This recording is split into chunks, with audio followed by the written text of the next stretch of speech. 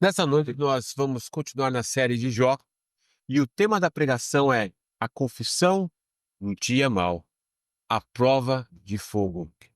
Vamos ler agora em Jó, capítulo 2, versos 7 e 13. Eu vou fazer a leitura. Diz assim a palavra do Senhor. Então saiu Satanás da presença do Senhor e feriu a Jó de tumores malignos, desde a planta do pé até ao alto da cabeça. Jó, sentado em cinza, tomou o caco para com ele raspar-se. Então sua mulher lhe disse: Ainda conservas a tua integridade? Amaldiçoa a Deus e morre. Mas ele respondeu: Faz como qualquer doida. Temos recebido o bem de Deus e não receberíamos também o mal? Em tudo isso, não pecou Jó com os seus lábios. Ouvindo, pois, 3 amigos de Jó todo este mal que lhe sobrevera, chegaram cada um do seu lugar. Elifaz, o temanita, Bildade, o suíta, e Zofar, o namatita, e combinaram ir juntamente condoer-se dele e consolá-lo. Levantando eles de longe os olhos e não o reconhecendo, ergueram a voz e choraram. E cada um, rasgando o seu manto, lançava pó ao ar sobre a cabeça. Sentaram-se com ele na terra 7 dias e 7 noites, e nenhum lhes dizia palavra alguma, pois viam que a dor era muito grande. Amém. O tema, então, desta noite é a confissão no dia mau, a prova de fogo. Antes de dar sequência a esse texto, eu vou fazer uma recapitulação do contexto do que vimos na última vez que falamos dessa série, quando definitivamente o diabo havia voltado da sua primeira tentação a Jó, no capítulo 2, dos versos 1 a 6. E então se apresentaram os filhos de Deus diante do Senhor, e Satanás também se apresentou. E o Senhor perguntou para Satanás: de onde vens? Ele fala: ó, Senhor, eu venho de rodear a terra e por passear por ela. E o Senhor então perguntou a Satanás: observaste meu servo Jó? Ora, Deus perguntou isso depois de matar os seus servos, os seus filhos e tirar todos os seus bens. Então Deus, depois disso, pergunta: porque ninguém há na terra semelhante a ele, homem íntegro e reto, temente a Deus, que se desvia do mal e conserva a sua integridade, mesmo e embora, depois de tudo que você fez para ele. É o que vai falar no versículo 3. Então, sagazmente, Satanás torna para o Senhor e diz: pele por pele, e tudo quanto o homem tem dará pela sua vida. Ou seja, nós já vimos isso, como Satanás agora vai de uma forma muito mais sagaz, dizendo: olha, Senhor, toquei os seus filhos, toquei nos seus bens, mas agora toca na sua pele. Vamos ver se Jó vai continuar fiel assim como o Senhor está achando que Jó é tão fiel. E o Senhor disse a Satanás: vai e toca-lhe nos ossos e na carne, e verás se blasfema contra ti ou não. Esse é o argumento de Satanás. E o Senhor disse a Satanás: eis que ele está em teu poder, mas poupa-lhe a vida. Ou seja, Satanás teve autorização de Deus de voltar pela segunda vez e agora tocar no físico de Jó. Com a autoridade de Deus, e Deus lhe colocou um limite: não lhe tire a vida. Esse é o contexto do tema que nós vamos ver hoje e ver o que realmente acontece depois disso. E a priori nós vamos ver, versículo a versículo, desses poucos versículos, o que está por trás de cada detalhe. E a primeira delas, que eu vou ressaltar agora no capítulo 2, dos versos 7 a 12, é a realidade espiritual que está encoberta. Por quê? Vamos ver isso então no versículo 7, novamente. Então saiu Satanás da presença do Senhor, ele saiu rapidamente. Aquilo que ele tem para fazer, ele faz rápido. E feriu a Jó de tumores malignos, desde a planta do pé até ao alto da cabeça. Que o Senhor tenha misericórdia de nós. Ó, veja só o que esse versículo está dizendo, e é uma das coisas que eu queria ressaltar aqui, a realidade espiritual que está encoberta. Muitas pessoas desconsideram na vida a realidade, situações espirituais que acontecem nas circunstâncias que parecem naturais em razões biológicas ou físicas de doenças, mas há doenças e há questões que o homem passa no sentido de doença, no seu corpo, na sua parte psíquica, que não é biológica, não é física, ela é espiritual pela ação de demônios agindo na mente das pessoas e no físico. E qual que é a base bíblica para dizer isso, Sérgio? É exatamente esse versículo. Satanás feriu a Jó de tumores malignos. Uma aplicação prática desse cenário de pessoas que têm doenças e elas vão ao médico, fazem todo tipo de diagnóstico com exame de sangue, ultrassom, raio-x, fazem tudo. E não encontram nada, absolutamente nada. Mas é constatado que às vezes tem um câncer no fígado, no rim, e, enfim, várias coisas. E essas doenças se prolongam, mas não agem da mesma forma como as mesmas doenças que são biológicas, ou seja, a pessoa tem um câncer do intestino dado pelo maligno, e ela perdura por muito tempo viva com aquela doença e não morre. Mas, em geral, as pessoas que têm a mesma doença que é de origem biológica morrem rapidamente, porque o câncer é devastador. E muitas dessas pessoas que têm esses tipos de doenças espirituais vão em lugares, em centros espirituais e fazem cirurgias espirituais. E o que acontece? São curadas. Por quê?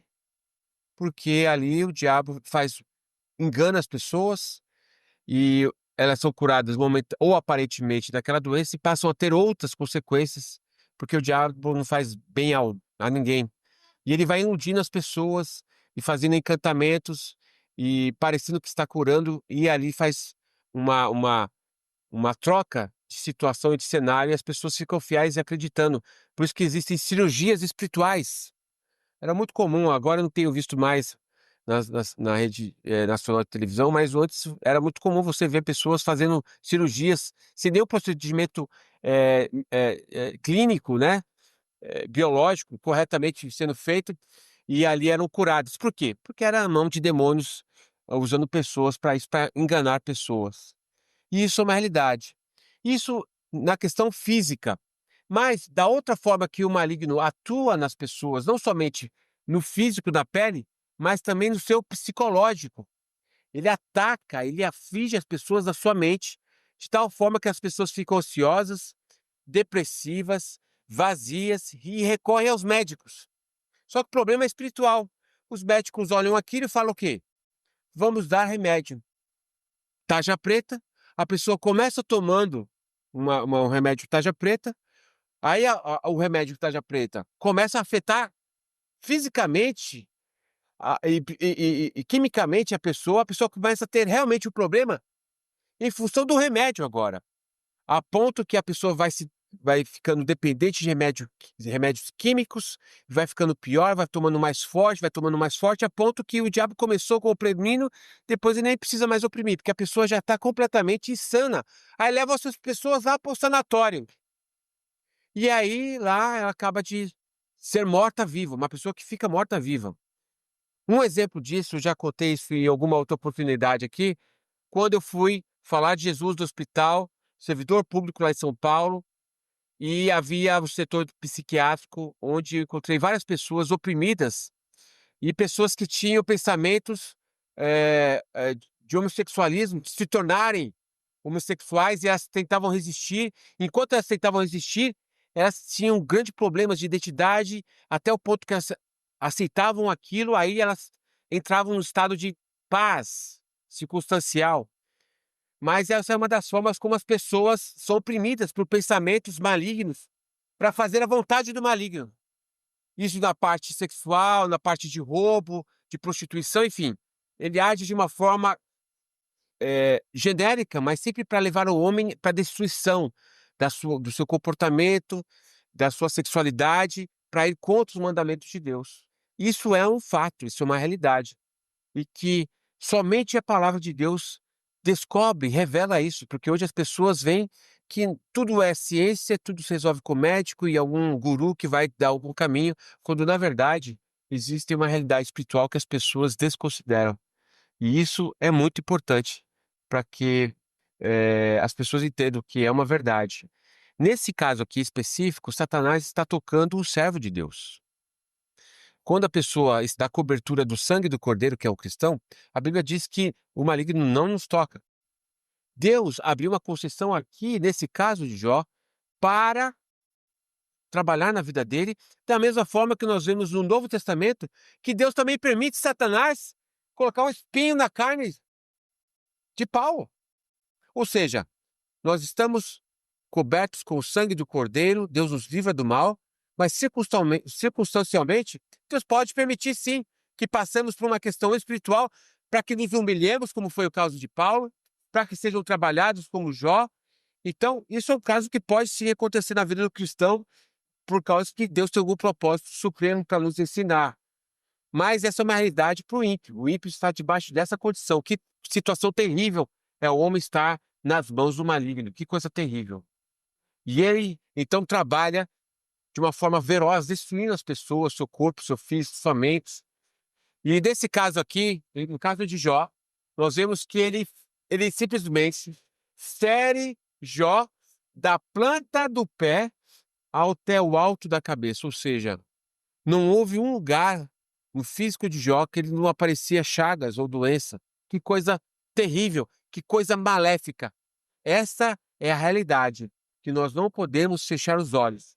Nós não falaríamos isso de forma corrente, exceto que tivéssemos essa passagem e essa história, nós podemos ver essa realidade, do qual nós estamos cientes dessa situação, nós tememos mais ao Senhor, porque é Ele que devemos temer, não o diabo, que é Ele que é o Senhor de todas as coisas. Então isso não nos leva a ter medo de Satanás, mas nos leva a ter o temor do Senhor, porque é Ele que permite as coisas acontecerem. E se permitir, tem um propósito acima, conforme os seus planos para nossas vidas. Essa é a realidade espiritual que eu gostaria de mostrar nesse versículo. Mas vamos prosseguir, então, e nós vamos ver qual que é a reação de Jó à fidelidade silenciosa. E a pergunta é a seguinte: depois que você perdeu os seus 10 filhos, ou todos os filhos que você perdeu todos os seus bens, todos os seus servos, e depois disso, você permanece fiel, e agora você tem uma doença dos pés à cabeça. Qual seria a sua e a minha atitude? Meu Deus do céu. Vamos ver o que Jó vai responder ou fazer? Jó, sentado em cinza, tomou um caco para com ele raspar-se. Imagine a situação e a condição de Jó. Estudando Provérbios hoje, eu vi um versículo que dá o seguinte ensino, que as experiências emocionais não são completamente comunicáveis. O que isso quer dizer?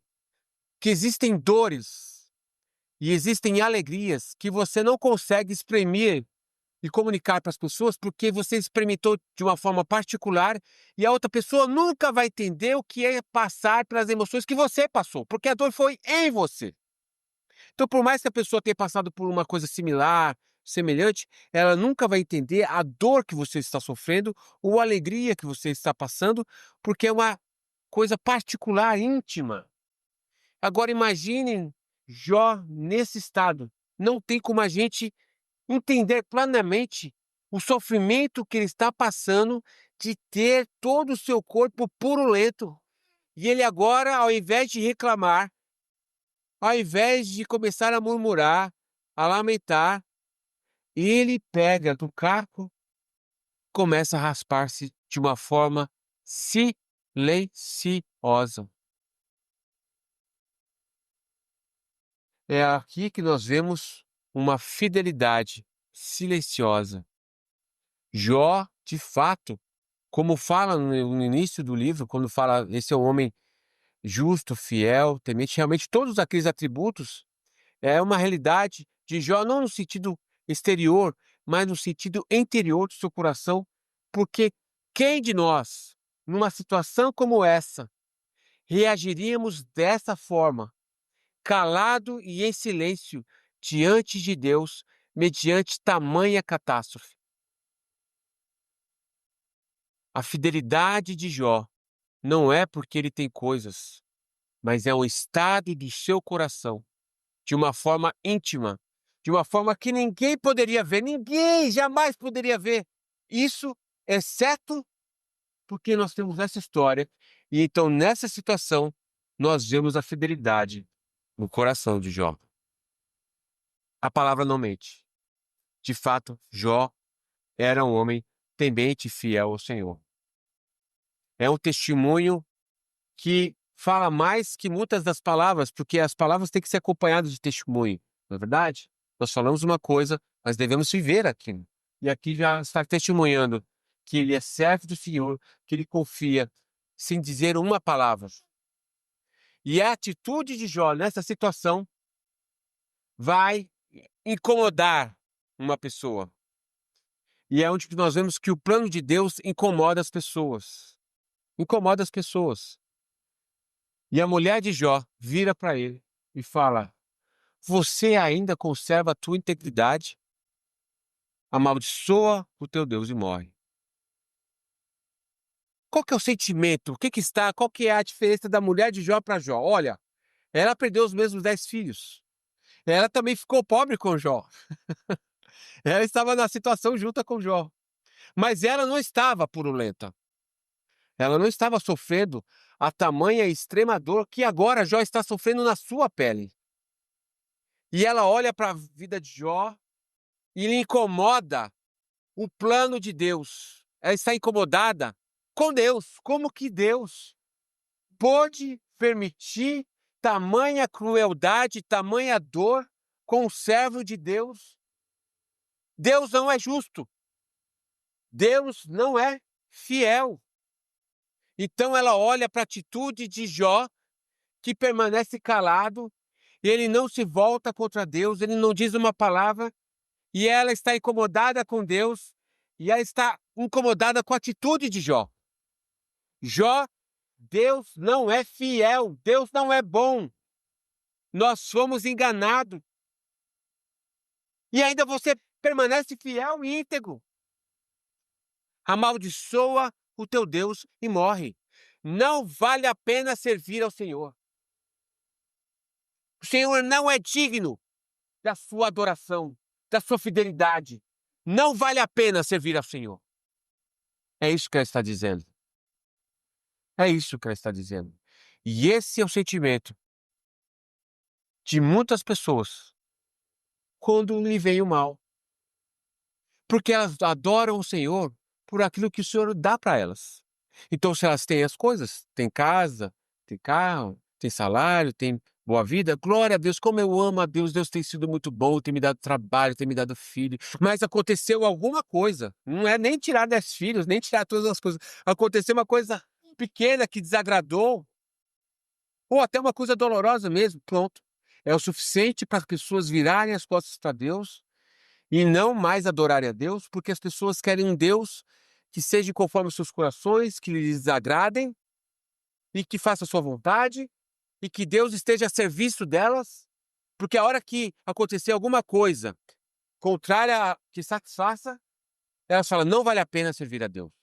Deus não é bom, Deus não é fiel. Esse é, é a religião falsa, a religião mentirosa, que adora a Deus somente por aquilo que Deus dá. Mas o verdadeiro evangelho é adorar a Deus por aquilo que Ele é, conhecer a Deus. E muitos dos crentes, mesmo sem ainda, na sua imaturidade, recaem nessa atitude de reclamar com Deus, de estar insatisfeito com Deus, porque não conhecem a Deus, e Deus vai começar a trabalhar em nós, e trabalhar em nós, porque nós recaímos exatamente nessa atitude, mesmo sendo crentes de verdade. E é onde que Deus vai ensinar para nós que Ele é soberano, que Ele é Senhor, e vai nos mostrar que Ele é fiel, que Ele nos ama, E esse é um atributo dele que não muda. O Senhor não muda. Glória a Deus, porque o Senhor trabalha em nossos corações e começa a mostrar que Ele não é somente um Deus que dá coisas, mas Ele é o Senhor, de atributos eternos e gloriosos. Bendito seja o nome do Senhor. Essa atitude, essa revolta da mulher de Jó. Mas o coração realmente revela ou manifesta realmente o que está lá dentro, lá no íntimo, na dificuldade. É na dificuldade que nós vamos ver quem é quem. Jó vai responder no versículo 10. Mas ele lhe respondeu: falas como qualquer doida. Ou em outra versão fala assim: como loucas fala tu. Temos recebido o bem de Deus e não receberíamos também o mal? Olha como é que Jó responde. Quando ele perdeu seus 10 filhos, seus bens, Deus tirou, Deus deu, tomou, bendito seja o nome do Senhor. Agora, quando a sua carne está inflamada de dores, ele vira para a mulher e fala assim: olha, Deus tem me dado bem, tem vestido bem. Também não receberíamos o mal? O que é que Jó está dizendo? Que o Senhor reina, que o Senhor está nos céus e que todo o poder lhe é dado. Ele não fala que foi Satanás, ele não fala que foi demônios, e ele sabe que alguma coisa está fora do lugar, mas ele sabe que o Senhor reina e que ele é o servo do Senhor e que o Senhor tem todo o direito de fazer a vontade que ele quer, da forma como ele quer. E isso aparece em qual situação? Quando ele está no centro da situação, porque é muito fácil você falar isso quando você está vendo o outro na situação difícil. Mas quando nós estamos na situação, é aí que nós vamos ver exatamente se cremos e amamos o Senhor ou não. É por isso que em Deuteronômio 8 vai dizer assim, Deus dizendo a Israel: olha, eu deixei você ter fome, ter sede, te levei ao deserto para te dar a conhecer. Não que Deus não sabia, para dar a conhecer ao povo de Israel o que estava no seu coração, se me amarias ou não, se me obedecerias ou não. E aí ele prossegue e fala assim: porque o homem não viverá somente de pão, mas sim de toda a palavra de Deus. É aí, exatamente aí, que saberemos se a palavra de Deus está encarnada em nós, se é uma verdade em nós. Quando tudo diz não e você permanece firme com o Senhor. E se essa situação acontece em nós, não há mérito humano, não há mérito em Jó. Todo o mérito de toda a bondade que há em nós é o trabalho do Espírito Santo de Deus em nós. Por isso a Ele toda a honra, toda a glória. Nós não estamos estudando Jó para falar assim: nossa, como Jó é maravilhoso e ele é o modelo da minha vida. Não. Como Deus pode agir de tal forma em Jó e pode agir em mim também. Eu não preciso ter medo das situações. Eu não preciso ter medo do acaso. Por quê? Porque o trabalho de Cristo Jesus da cruz me deu o Espírito Santo para que eu tenha uma nova mente, um novo coração, uma nova visão e ter a fidelidade de Deus implantada no meu coração, no meu ser e ser fiel. Bendito seja o nome do Senhor. Ele olha, Jó vira para a mulher e fala assim: como louca fala tu. O louco é aquele que não conhece a Deus. A loucura, as pessoas acham que a loucura está em adorar a Deus, porque ele não é fiel. Mas é justamente o contrário. A loucura está nos homens, de não se prostrar diante de Deus e receber de Deus tanto bem quanto mal. Agora a situação é catastrófica. Sim ou não? Sim. É terrível. Por quê? Tudo que nós vemos é o mal na vida de Jó. Mas nós sabemos que ao fim, a posição de Jó vai ser completamente diferente. E nós vamos chegar lá, Deus permitindo. Mas aqui, o versículo vai terminar dizendo: e em tudo isso, não pecou Jó com os seus lábios.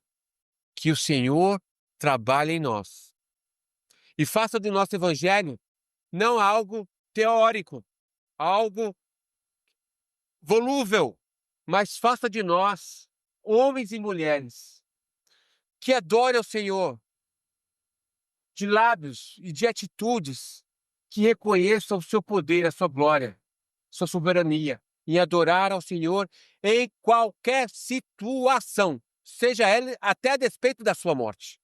Porque a mulher está dizendo assim: Jó, você não tem mais tempo para viver.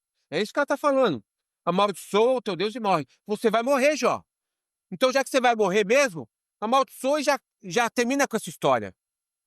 A mulher de Jó está esperando que Jó morra. Mas Jó, a despeito dessa situação, ele continua fiel ao Senhor, porque o Senhor já tem trabalhado no coração de Jó e continuará trabalhando nele ainda mais. Até aqui ele não tem pecado, mas nós vamos ver que ele vai pecar contra o Senhor. Então, por mais que nós tenhamos maturidade, tenhamos conhecimento e passamos por prova, aquele que está de pé, cuide-se para que não caia. Não existe mérito em nós. Depois de havermos feito tudo, somos servos inúteis. Lucas 17:10. Nós somos pó. Toda a glória tem que ser dada ao Senhor Jesus, a sua palavra, ao seu Santo Espírito, a Deus Pai. As bênçãos recebidas, a glória é dele. Nós estamos nas suas mãos e a palavra fala que se nós guardarmos e andarmos na sua presença, nós não tropeçaremos jamais. A garantia que nós temos no Senhor, porque é o Senhor em nós. Bendito seja o nome do Senhor, nosso alto refúgio, nossa segurança. A Ele toda a glória. Porque passar por essa situação aqui é terrível. E por muito menos nós esvaleremos, nossos pés tropeçariam. Muito bem. Essa é o testemunho de Jó com a sua mulher diante dessa situação, revelando a soberania de Deus, o que está no coração dele. Ele não pecou contra o Senhor. E agora nós vamos ver um outro cenário, o cenário agora que está exterior a Jó e a sua casa. É o subtítulo aqui que eu colocaria: o engano velado de piedade, a falsa religião da aparência, da bondade aparente. Então nós vamos ver aqui no verso 11, que diz assim: ouvindo, pois, 3 amigos de Jó este mal que lhe sobreviera, cada um saiu do seu lugar, ele faz humildade do sofá, e juntaram-se e foram: vamos lá visitar nosso amigo Jó. E eles foram. Quando eles viram Jó de longe, daqui nós já temos uma noção do tamanho, da tamanha dificuldade que Jó estava passando. Eles não reconheceram a Jó. Eles vieram para consolar, e quando viram e não reconheceram Jó, eles ergueram a voz e choraram. Cada um rasgou o seu manto e lançava-se pó ao ar sobre a cabeça, ou seja, quando eles viram a situação terrível de Jó, eles rasgaram, se humilharam para se colocar e com empatia de Jó, se rasgaram suas vestes, começaram a chorar, lançavam pó, se humilhando, dizendo assim: nós não somos diferentes de você, Jó, nós estamos na mesma situação. Se humilharam. E essa atitude é a atitude certa. E no versículo 13 vai dizer assim: sentaram-se com ele na terra. Quer dizer, Jó estava sentado sobre cinza, que é o que vai falar no versículo anterior, e ficaram 7 dias e 7 noites. E nenhum deles lhe falou nenhuma palavra, porque via que a dor de Jó era extrema. E essa atitude que eles fizeram é a atitude certa. É a atitude que nós deveríamos de ter por causa daquilo que eu comecei dizendo, que as nossas experiências emocionais que nós passamos, por mais que nós tentamos comunicar o que estamos sentindo, o outro nunca vai realmente entender porque ele não está na pele.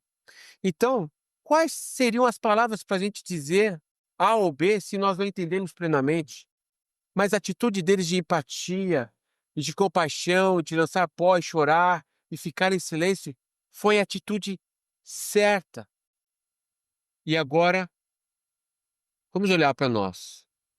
Quando nós olhamos as pessoas, nas suas situações, nas suas dificuldades, nós temos essa mesma atitude correta que deveríamos tomar, de empatia e de dar o ombro amigo, ao invés de tentar trazer justificativas ou razões e tentar dar alguma receita para a pessoa. E essa é a forma como nós devemos abençoar as pessoas e dar o ombro de ajuda a elas. Por outro lado, nós vamos ver que essa atitude, nós vamos continuar no capítulo de Jó, nós vamos ver que essa foi uma atitude aparente. E por que foi uma atitude aparente? Porque eles ficaram 7 dias e 7 noites, ou seja, da mesma forma que a mulher de Jó estava esperando que ele morresse, e ela disse: Jó, amaldiçoa o teu Deus e morre, acaba com isso logo, já que Deus está destruindo a sua vida, seus filhos, seus bens, sua carne, ele vai te matar. Amaldiçoa e morre logo. Da mesma forma, os amigos de Jó esperavam que ele morresse. E depois de 7 dias, esse cenário vai ser completamente diferente. E os amigos de Jó vão revelar realmente quem eles são. E agora a estratégia de Satanás vai ser completamente diferente. Ele usou os fenômenos naturais, ele usou as pessoas, ele usou a doença para poder atacar Jó. Depois dessa passagem, o diabo vai se esconder ainda mais e agora vai usar a boca dos amigos de Jó de uma forma muito mais terrível que nós vamos estudar para poder fazer o pecar. A aplicação.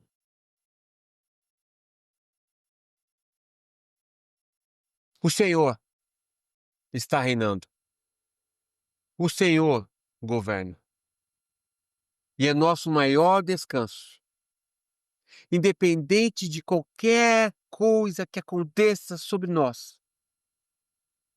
Seja a igreja vazia, seja a falta de dinheiro, seja a doença, seja qualquer coisa ruim. O Senhor permitiu. E o Senhor está provando os nossos corações. Isso não nos leva a ter medo do futuro, mas leva a nos ter reverência ao Senhor. Senhor, eu estou nas suas mãos. E o maior descanso que nós podemos ter é entender que estamos nas mãos do Senhor. Porque nada que vem sobre nós é para o nosso mal, mas para o nosso bem.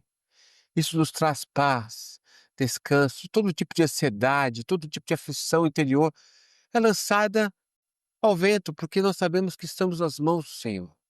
Nós podemos adorar livremente. O Senhor nos deu, o Senhor nos tirou, bendito seja o nome do Senhor. Recebi o bem, não receberia também o mal. Bendito seja o nome do Senhor. E assim glorificar o Senhor. Senhor, nós te louvamos. E isso traz descanso à nossa alma. Agora, a pior parte disso é se nós não estamos em Cristo. Essa é a aflição que o homem natural sofre, porque está ao léu de demônios que não perdoam e não têm misericórdia. E avançam em famílias, destrói famílias, casais, destrói, corrompe crianças, destrói pessoas psiquicamente, com aflições das mais diversas. A pior coisa é não estar com Cristo Jesus. Por isso, todo aquele que entender isso, venha a Cristo Jesus e se refugie nele. Porque se vier o mal, será para o nosso bem. Mas fora de Cristo, além do inferno que nos aguardaria, é passar uma vida terrível sem Cristo Jesus. Por isso, vamos voltar a Cristo Jesus e se refugiar nele. Amém? Se você gostou da pregação, curta, se inscreva, compartilhe para que a gente possa alcançar mais pessoas com o Evangelho. Deus abençoe.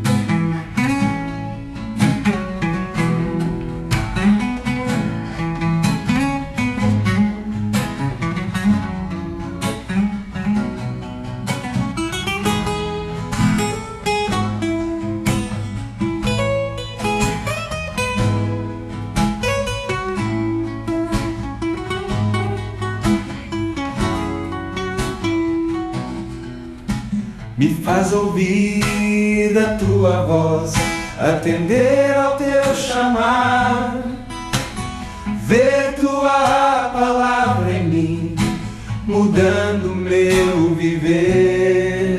Do alto céu, da imensidão, do trono do Senhor, me faz contemplar a ti, tua glória em salvação. Deus está a te ouvir falar.